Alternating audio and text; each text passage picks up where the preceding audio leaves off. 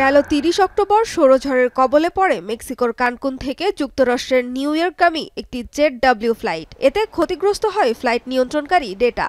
এ ঘটনার ১ মাস পার হওয়ার আগেই সূর্যের তীব্র বিকিরণে ফ্লাইট নিয়ন্ত্রণের জন্য প্রয়োজনীয় তথ্য ক্ষতিগ্রস্তের আশঙ্কার কথা জানায় ইউরোপীয় বিমান সংস্থা এয়ারবাস।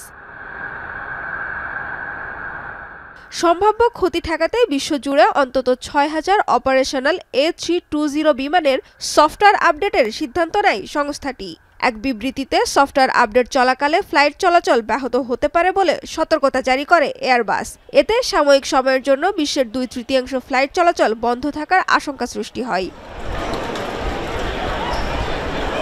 এয়ারবাসের বিমান সফটওয়্যার আপডেটের ঘোষণার পর বেশ কিছু বিমান সংস্থার পরিষেবাজনিত সমস্যার খবর পাওয়া গেছে।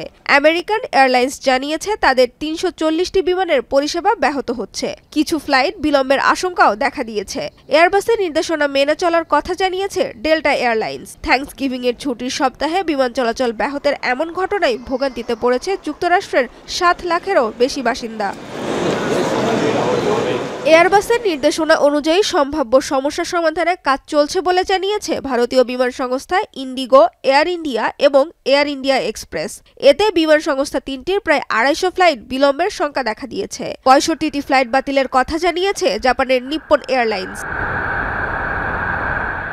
এরই মধ্যে সফটওয়্যার আপডেট সম্পন্ন করার কথা জানিয়েছে ব্রিটিশ বিমান সংস্থা ইজিজেট। স্থানীয় সময় শনিবার ফ্লাইট প্রোগ্রাম স্বাভাবিকভাবে পরিচালনা করার পরিকল্পনার কথা জানিয়েছে প্রতিষ্ঠানটি।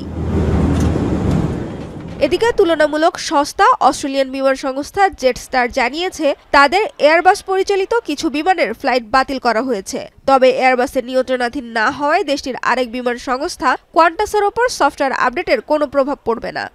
We've got about 90 flights affected, and of course that's just Jetstar, but it's important to note that it is a worldwide issue, of course, so there's many thousands of customers right across the world with different airlines affected. So we would expect to see further disruption today, but then maybe a little bit of minor disruption tomorrow, but we're trying to rectify the situation as quickly as we possibly can, as all airlines are across the globe.